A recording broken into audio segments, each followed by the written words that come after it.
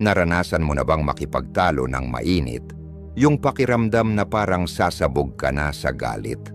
Lahat tayo'y dumaan na riyan, mapahindi pagkakaintindihan sa opisina, pagtatalo kasama ang mahal sa buhay, o matinding debate online.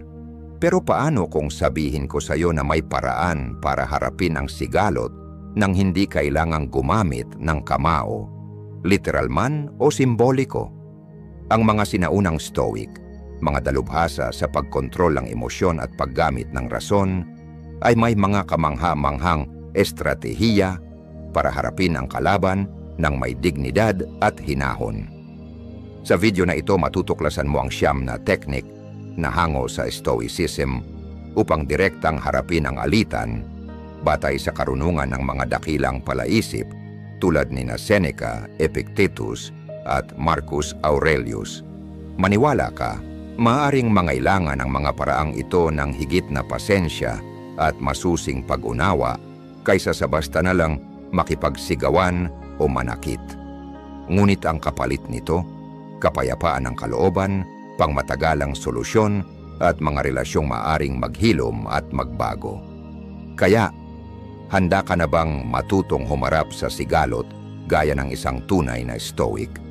Huwag kalimutang i-click ang subscribe button at ang notification bell para mapanood ang lahat ng videos tungkol sa pagharap sa mga hamon ng buhay gamit ang walang kupas na karunungan ng Stoicism. Tandaan, ang pinakamahalagang tagumpay ay hindi nasusukat sa panlabas na laban, kundi sa kakayahang mapangibabawa ng sariling isipan at damdamin. Una, sumisid sa kaibuturan ng iyong katunggali. Isipin mong nasa gilid ka ng isang ilog na rumaragasa. Ang mga agos ay bumubula at kumikilos na parang may galit. Ang isang maingat na Stoic ay hindi basta-basta tatalon. Sa halip, itutuon niya ang kanyang mga mata sa hindi nakikitang lalim sa ilalim kaysa sa magulong ibabaw. Ang unang taktika ng isang Stoic ay ang pagpasok sa isipan ng iyong katunggali, hindi literal, kundi bilang isang metapora. Sa gitna ng matinding emosyon, madali tayong matangay ng bugso ng damdamin at agarang kumilos. Pero ayon sa Stoicism, ang tunay na pag-unawa ay nagsisimula sa pagtigil muna ng paghuhusga at sa pagtingin lampas sa malinaw na anyo ng alitan. Tulad ng paalala ni Epictetus, hindi ang pangyayari mismo ang gumugulo sa atin, kundi ang pananaw natin ukol dito. Kaya para simulan ang pagsusuri sa paraang Stoic, lumayo muna sa kasalukuyang tensyon. Huminga ng malalim at sa isip mo, lumipad ka paangat, parang kamera sa pelikula na unti-unting lumalayo sa eksena. Obserbahan ang lahat ng walang kinikilingan, parang langgam sa dingding na tahimik na nagmamasid. Ang emosyonal na distansyang ito ay nagbibigay daan sa mas malalim na pag-unawa at mas makatuwirang pag-iisip. Imbestigahan ang kanilang bakit. Sa halip na agad gumawa ng kontra-argumento, magtanong ng taos-pusong katanungan. Ituon ang pansin sa pag-unawa sa bakit sa likod ng kanilang mga salita at kilos. Ano ang nagtutulak sa kanila? Ano ang kanilang kinatatakutan? Ano ang kanilang hangarin? Anong mga karanasan sa buhay ang humubog sa pananaw nila? Mahalaga ang mga tanong na bukas at malalim tulad ng, ano ang nagdala sa iyo sa puntong ito? O ano ang mga alalahanin mong hindi agad nakikita? Ang layunin ay hindi upang sumang-ayon, kundi upang maunawaan. Subukang ilagay ang sarili mo sa kanilang posisyon upang makita ang mundo sa kanilang paningin, hindi upang sang-ayunan ang kanilang ginagawa, kundi upang masilayan kung paano nila pinapakahulugan ang sitwasyon. Ano ang mga prinsipyo at paniniwalang gumagabay sa kanila? Ang hakbang na ito ay makatutulong sa paglinang ng empatiya, pagtuklas ng posibleng pagkakapareho, at sa pag-unawa sa pinanggagalingan ng kanilang damdamin. Sa bawat alitan, kadalasan ay may mas malalim na ugat, mga takot, mga hinanakit, o mga hangaring hindi natugunan. Kaya huwag kang manatili lang sa kasalukuyang argumento. Tumingin sa ilalim. Ano ang tunay na dahilan ng sigalot? Anong mga pangangailangan ang hindi natutugunan? Aling mga takot ang lumilitaw? Tandaan, hindi ito tungkol sa pagpayag sa kanilang asal, kundi sa pagsusumikap na maunawaan ang kabuuang karanasan at pananaw na humuhubog sa kanilang kilos. Tulad ng isang geologist na pinag-aaralan ng mga suso ng bato upang maintindihan ang anyo ng lupa, maaari mong matuklasan ang mga nakatagong punto ng pagkakaisa sa pamamagitan ng pagsasanay sa ganitong uri ng stoic na paglalim. At habang ginagawa ito, maaari mo ring mas makilala ang iyong sarili, kasama na ang iyong mga tugon at panloob na reaksyon. Sa huli, ang dating rumaragasang ilog ay maaaring maging isang kalmadong batis, puno ng pag-unawa at may nakaukit na posibilidad ng pagkakasundo sa bawat batong dinaanan nito. 2. Pumili ng laban na karapat-dapat. Ang mga hindi pagkakaunawaan ay likas na bahagi ng buhay, mula sa mga diskusyong politikal hanggang sa pagtatalo sa parking lot. Ngunit tulad ng paalala ng mga Stoic, hindi lahat ng batong nasa ating daraanan ay nangangailangan ng buong atensyon. Kung papatulan natin ang bawat alitan, gaano man kaliit, mapapagod tayo sa emosyonal na aspeto. Kaya't ang ikalawang taktika ng Stoicism ay ang marunong pumili ng laban, hindi dahil sa takot, kundi dahil sa talino. Isipin mong nasa harap ka ng isang malawak na larangan ng digmaan. Bawat argumento at usaping pinagtatalunan ay may potensyal na maging ganap na sigalot. Ang isang maingat na Stoic ay hindi basta-basta sumasabak. Sa halip, sinusuri muna niya ang bawat kalagayan. Sulit ba ito?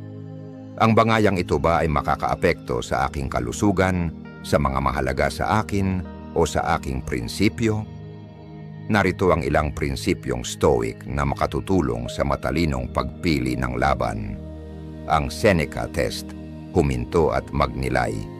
Isa-isip ang wika ni Seneca, ang pinakamabisang lunas sa galit ay ang pagkaantala. Paalalahanan ang sarili ng kahalagahan ng paghinto bago tumugon. Huminga ng malalim at hayaan munang lumamig ang ulo. Ang pagkaantala ay nagbibigay ng espasyo para sa mas malinaw na pag-iisip at lumalayo ka sa damdaming maaring nagpapalabo ng iyong pag-unawa. Ang Epictetus Query, mahalaga ba talaga ito? Alalahanin ang sinabi ni Epictetus, hindi ang pangyayari ang gumugulo sa atin, kundi ang pananaw natin ukol dito. Tanungin ang sarili, may tunay ba itong epekto sa aking moralidad, kapakanan, o sa mga bagay na mahalaga sa akin? O isa lang itong maliit na aberya, isang batong nadaanan, hindi bundok na kailangang akyatin? Sa pamamagitan ng pagtutok sa mga bagay na tunay na may kabuluhan, mas mahusay mong mahaharap ang mga ito. Ang Marcus Aurelius Principle, ang katahimikan ay may lakas. Kilalanin ang kapangyarihan ng hindi pagkilos. Ayon kay Marcus Aurelius, madalas, sapat na ang manahimik at hayaang lumipas ang lahat. Ang hindi pagpansin sa maliliit na insulto o ang pagpili na huwag nang makipagtalo sa mga walang saysay ay nagpapakita ng disiplina at panloob na kapanatagan. Ang cost-benefit analysis ng Stoicism, timbangin ang gastos at pakinabang. Bawat alitan ay may presyo, lalo na sa ating isipan. Isaalang-alang kung sulit ba ang emosyonal na gastos ng pagpasok sa pagtatalo kumpara sa posibleng gantimpala ng pagkapanalo. May mga tagumpay na masyadong mahal ang kapalit. Minsan ang tunay na lakas ay ang kakayahang bumitaw ng may dignidad. Tandaan, ang matalinong pagpili ng laban ay hindi kahinaan o kawalan ng malasakit. Ito ay pagkilala na may hangganan ang iyong oras at lakas, at marunong kang gamitin ang mga ito ng wasto. Sa pamamagitan ng karunungan ng Stoicism, matututo kang lumakad sa larangan ng buhay na mas malinaw ang direksyon, mas buo ang loob, at mas matalino sa paggamit ng iyong lakas para sa mga laban na tunay na mahalaga. 3. Magsalita ng may kapanatagan at linaw. Isipin mong kaharap mo ang iyong katunggali, hindi para makipagbakbakan gamit ang armas, kundi gamit ang mga salitang pinanday para sa kapayapaan. Sa halip na sigawan at batuhan ang paratang, inuuna ng Stoic na pamamaraan ng kalma at malinaw na komunikasyon, isang pinto tungo sa mas makabuluhang pag-uusap. Ang taktika na ito, hango sa karunungan ng mga Stoic gaya ni Seneca, ay nakatuon sa maayos na pagpapahayag ng iyong damdamin at pangangailangan upang mapalaganap ang pag-unawa at mabawasan ang tensyon. Narito ang mahahalagang sangkap ng komunikasyong inspirasyon ng Stoicism. Linangin ang aktibong pakikinig. Huwag lang maghintay ng pagkakataong makapagsalita. Makinig ng buo at may malasakit. Bigyang pansin hindi lamang ang sinasabi ng iyong kausap, kundi pati ang kanilang kilos at ekspresyon. Huwag mang-abala habang nagsasalita sila. Tumango sa tamang oras at panatilihin ang eye contact. Ipinapakita nito na iginagalang mo sila at sinisikap mong unawain ang kanilang panig. Igalang ang kanilang damdamin, empatiya, hindi kailangang sang-ayon. Mahalaga ang pagkilala sa kanilang emosyon at karanasan kahit hindi ka sumasang-ayon. Mga simpleng pahayag tulad ng, "Nauunawaan kong nakakainis ito para sa'yo," o "Mukhang mahalaga talaga sa'yo ang sitwasyong ito," ay makakatulong upang magkaroon ng koneksyon at maipakita ang malasakit. Ihayag ang iyong saloobin gamit ang I statements. Sa halip na magsimula ng akusasyon gamit ang ikaw kasi, gamitin ang ako upang ipahayag ang sariling damdamin at pangangailangan. Halimbawa, "Kailangan kong maramdaman na nirerespeto ako sa sitwasyong ito," o "Nasasaktan ako kapag nangyayari yan." Nakakabawas ito sa depensibong reaksyon at nagtataguyod ng pakikipagtulungan sa halip na salungatan. Magsalita ng matatag pero kalma. Hindi ang lakas ng boses, kundi ang kontrol sa sarili ang tunay na lakas. Magsalita upang magpaliwanag, hindi upang ibuhos ang galit. Panatilihin ang mahinahon ngunit may paninindigang tono. Iwasan ang insulto o personal na atake. Lalo lamang nitong lalalain ang usapan. Unahin ang solusyon, hindi ang puntos. Ang layunin ay hindi upang manalo sa argumento, kundi upang makahanap ng solusyon na kapwa kapaki-pakinabang. Simulan ang pag-uusap sa mga tanong gaya ng, "Ano kaya ang pwede nating gawin para maresolba ito?" O, "Paano tayo makakarating sa kasunduang pareho nating matatanggap?" Gawing sentro ang kooperasyon, hindi kompetisyon. Tandaan, ang pagsasanay sa kalmado at malinaw na pakikipag-usap ay isang kasanayang kailangang linangin. Kung magkamali ka, huwag matakot humingi ng paumanhin. Bigyan mo rin ng pasensya ang sarili mo. Sa bawat positibong pag-uusap na pinili mong gawin, mas lalong gagaan ang pagharap sa mga mahihirap na sitwasyon. 4. Hanapin ang magkasanib na landas. Isipin mo ang dalawang alpinistang umaakyat sa tila magkaibang tuktok ng bundok. Habang sila'y umaakyat, napagtatanto nilang ang kanilang magkaibang daan ay unti-unting nagsasama, patungo sa iisang rurok kung saan sumisikat ang liwanag ng pag-unawa. Ang metaporang ito ay akmang-akma sa ika-4 na taktika sa ating hindi konfrontasyong paglalakbay, ang paghahanap ng magkasanib na landas. Ipinapakita nito ang Stoic na kaisipan ng oikeiosis, ang pamumuhay ng may pagkakaisa sa likas na kaayusan. Kahit madalas na parang salungat ang ating mga ideal o ambisyon sa gitna ng di pagkakaintindihan, hinihikayat tayo ng mga Stoic na humukay sa ilalim ng panlabas na anyo upang tuklasin ang mas malalalim na ugnayan na nagbibigkis sa atin. Bagaman maaring hindi agad ito halata, Sa pagtutok sa mga interes na pareho nating pinahahalagahan, maaring mabuo ang pundasyon ng kooperasyon at kompromiso na siyang susi sa isang mas mapayapang pagkakasundo. Narito kung paano mo masisimulan ang paghahanap ng magkasanib na landas sa paraang Stoic. Mula sa ako tungo sa tayo, palawakin ang pananaw. Sa halip na ikaw laban sa akin, isipin ito bilang isang pagtutulungan tungo sa iisang layunin. Tanungin ang sarili, ano ang gusto naming pareho? Sa simpleng pagbabagong ito ng pananaw, maaring makita ang mga posibleng pagkakatugma. Kahit pa sa umpisay, tila wala. Hanapin ang pangunahing pangangailangan. Ang magkaibang gusto ay madalas na bunga ng mga hindi natutugunang pangunahing pangangailangan. Tuklasin kung anong pangangailangan ang sinusubukang matugunan ng bawat isa. Maaring ito'y kaligtasan, respeto, o pagkilala. Sa pagkilala sa mga pangkaraniwang pangangailangang ito, mas madaling umunawa at makahanap ng mga solusyong may malasakit. Tuklasin ang magkakaparehong paniniwala. Ang ating mga pinahahalagahan ay siyang nagtutulak sa ating kilos. Sa halip na mag-focus sa problema mismo, silipin ang likod nito. May magkatulad ba kayong pagpapahalaga? Pareho ba ninyong pinahahalagahan ang katapatan, katarungan o kabutihan? Ang mga pinagsasaluhang prinsipyo ay maaring magsilbing gabay tungo sa mga desisyong tugma sa inyong paniniwala. Magsimula sa maliit, bumuo ng puwersa. Huwag asahang agad-agad kayong magkaisa sa lahat ng bagay. Sa halip, hanapin muna ang maliliit na pagkakasundo, gaano man ito kababaw. Ang maliliit na tagumpay na ito ay pwedeng magtulak ng tiwala at pag-usad at gawing mas madali ang pagharap sa mas mabibigat na usapin. Tandaan, ang buhay ay isang paglalakbay.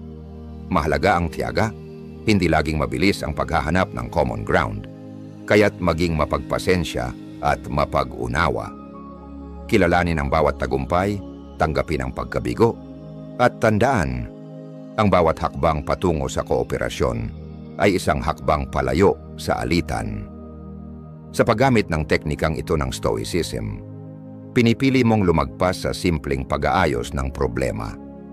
Sa halip, hinahanap mo ang koneksyon sa karanasan ng iba at binubuo mo ang batayan ng isang mas payapang hinaharap. Tandaan, ang mga sabay na umaakyat, ginagabayan ng parehong ideal at layunin, ay tiyak na magtatagpo sa rurok ng pagkaunawa. 5. Iginagalang ang kanilang panloob na halaga. Isipin mong nakatayo ka sa harap ng isang napakalaking punong roble. Matibay ang mga ugat na nakakapit sa lupa. Hindi sapat ang lakas para ito'y igalaw. Ngunit ang isang matalinong Stoic ay alam ang kapangyarihan ng mga elemento tulad ng hangin at tubig, na dahan-dahang nagtutulak sa isang bagay palapit sa layunin nito, tila bulong ng kalikasan sa kanyang tainga. Ang metaporang ito ay sumasalamin sa ikalimang taktika ng Stoic na diskarte. Ang pag-apela sa panloob na halaga, isang makapangyarihang kasangkapan upang maayos at mapayapang lutasin ng mga alitan. Sa halip na atakihin ng tuwiran ang kanilang pagkatao, itinuon natin ang atensyon sa matabang lupa ng kanilang mga pinahahalagahan at paniniwala.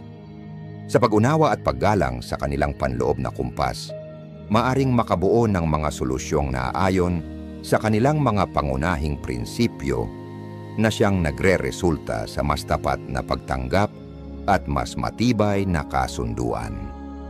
Upang simulan ang iyong Stoic na paglalakbay sa value-driven persuasion, sundin ang mga hakbang na ito. Tuklasin ang kanilang halaga. Maging parang isang arkeologong naglalakbay sa kalaliman ng kanilang paniniwala. Magsaliksik bago ihain ang iyong argumento. Anong mga prinsipyo ang sinusunod nila? Anong mga halaga ang gabay sa kanilang kilos? Obserbahan ang kanilang mga salita at kilos. Anong kanilang pinupuri, tinatanggi o itinatangi? Sa ganitong paraan makakabuo ka ng mapa ng kanilang value landscape. Tulayin ang pagkakaiba.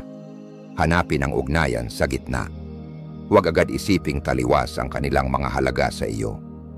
Sa halip, hanapin ang mga pinagsasaluhang prinsipyo kahit tila hindi ito akma sa kasalukuyang sitwasyon.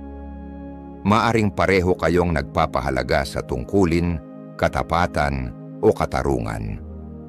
Ang mga panlahatang halagang ito ay nagsisilbing tulay upang maipahayag mo ang iyong punto sa paraang katanggap-tanggap sa kanila. Magsalita sa wika nila. Kapag malinaw mo nang naunawaan ang kanilang mga halaga, iayo ng iyong mensahe dito. Hindi para dayain sila, kundi upang ilahad ang iyong layunin gamit ang kanilang perspektibo.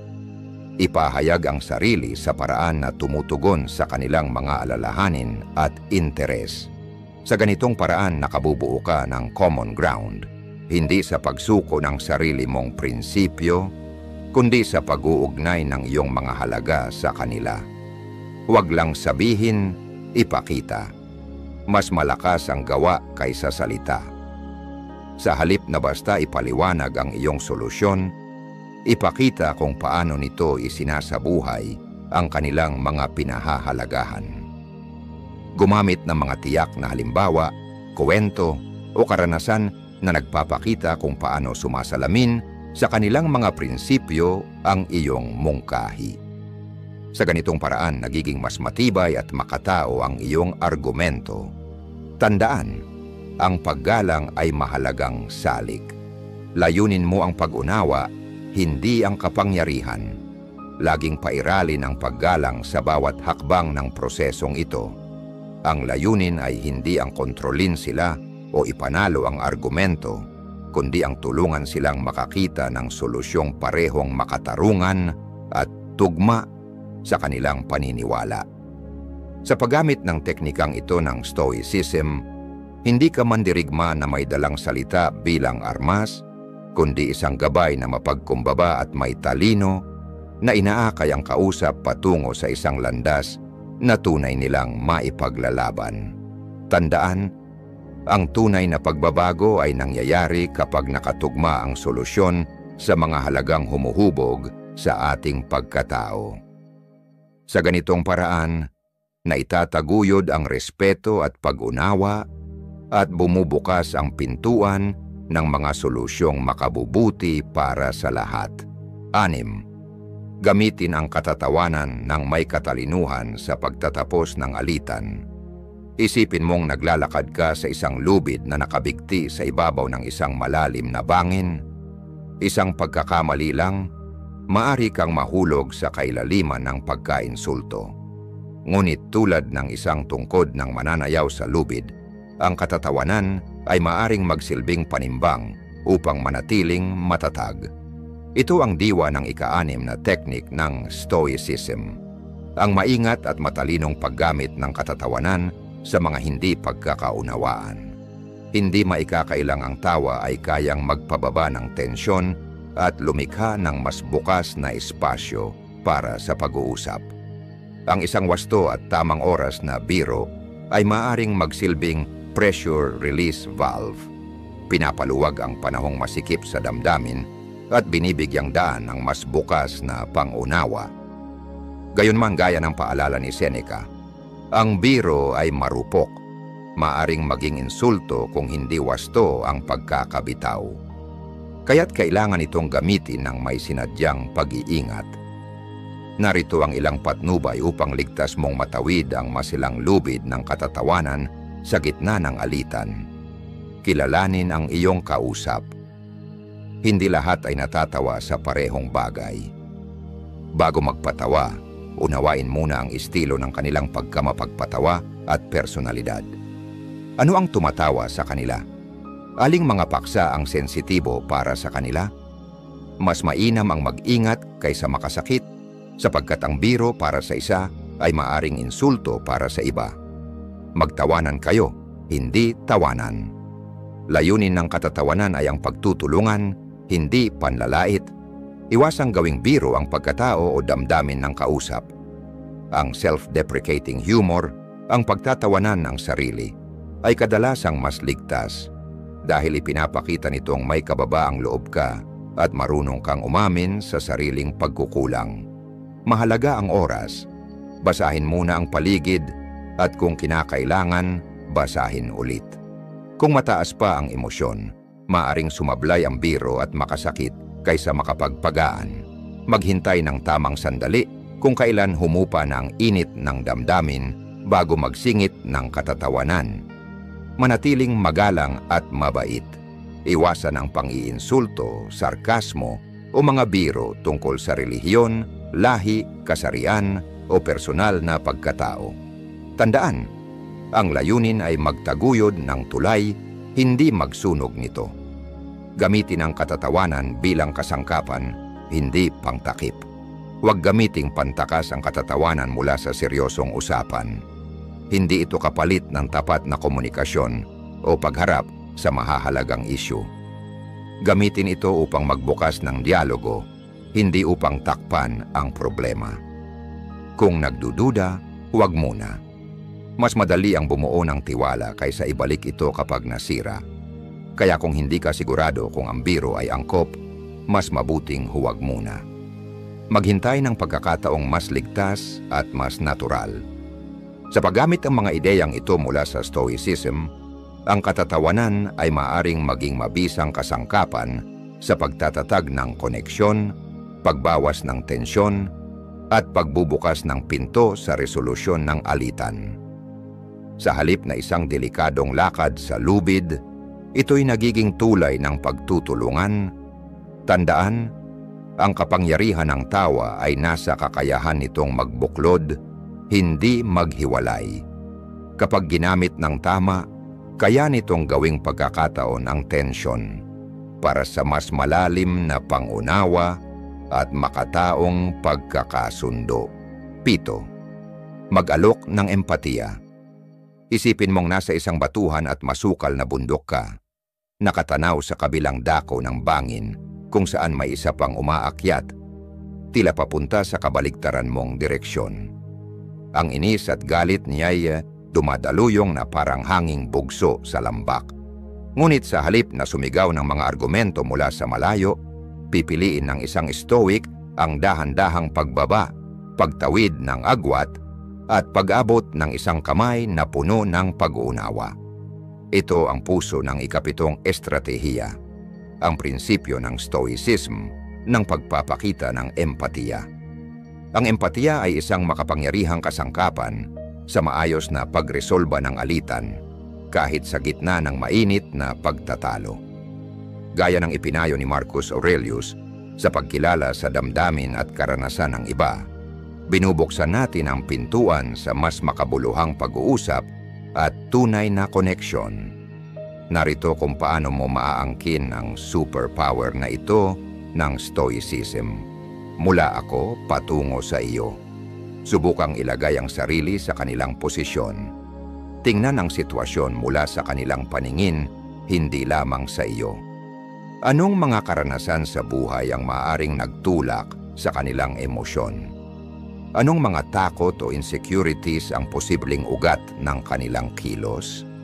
Ang pagbabagong ito ng pananaw ay nagtuturo ng pag-unawa at tumutulong makita ang kanilang natatanging realidad. Pakinggan ang higit sa salita. Maging masigasig sa pag-unawa, hindi lamang sa mga sinasabi kundi pati sa mga hindi sinasabi.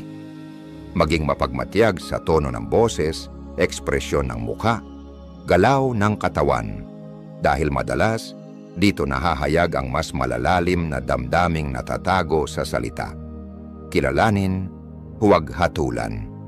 Kilalanin at igalang ang kanilang nararamdaman kahit pa hindi mo sinasang-ayunan ang kanilang kilos. Sabihin mong nauunawaan mo ang bigat ng sitwasyon sa kanila. Mga linyang tulad ng, naiintindihan kong mahalaga sa iyo ang usaping ito, o mukhang nadarama mong parang hindi ka napapakinggan, ay maaaring magbukas ng tiwala at mabawasan ang tensyon. Hanapin ang sugat sa likod ng galit. Madalas, Ang galit at pagkayamot ay nag-uugat sa mas malalim na sakit o takot. Sa halip na labanan ang galit, alamin kung ano ang pinagmumulan nito. Mas nagiging bukas ang daan sa tunay na paghilom kapag naiintindihan natin ang pinakaugat ng salungatan. Ang empatiya ay hindi pagsang-ayon.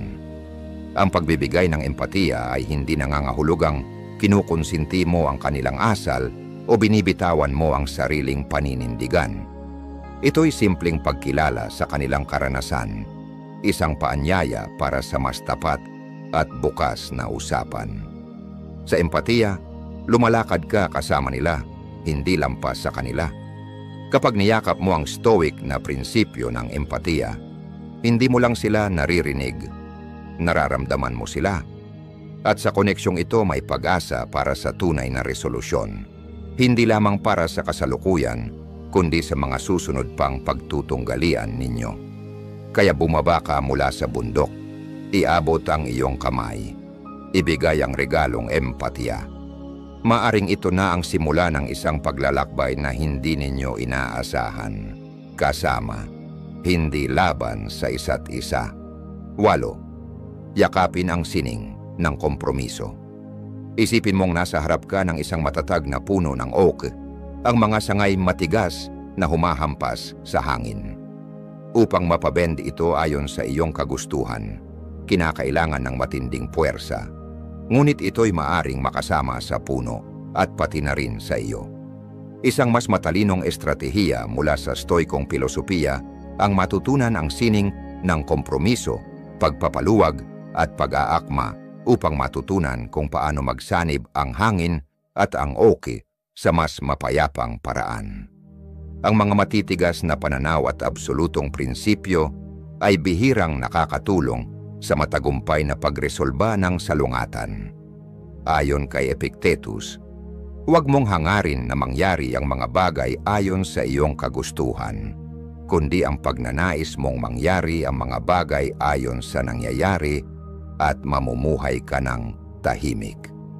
Ang kakayahang maghanap ng mga solusyon na hindi lamang nakikinabang ka, kundi pati na rin ang iyong kalaban ay tanda ng tunay na lakas. Narito kung paano mo mapapagsanay ang sining ng kompromiso ng Stoicism.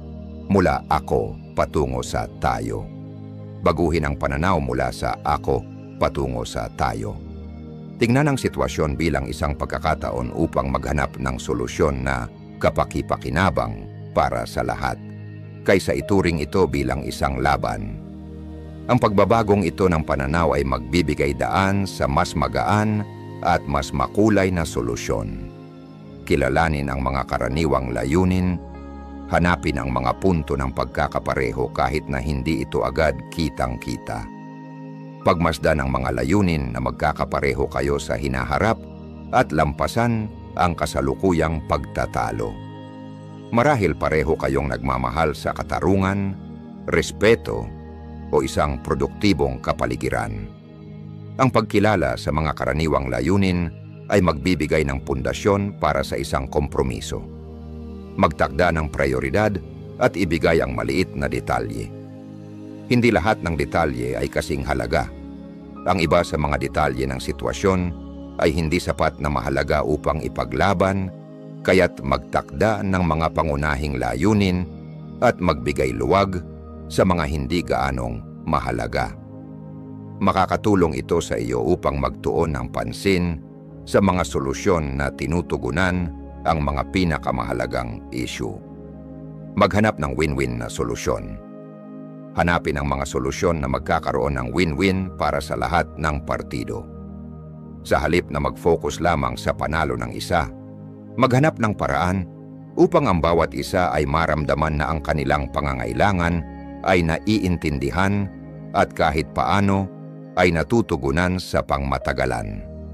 Binabawasan nito ang galit at nagtataguyod ng pakiramdam ng katarungan. Tandaan na ang buhay ay isang paglalakbay, hindi destinasyon. Ang pasensya at pagiging bukas sa pagbabago ay susi sa kompromiso.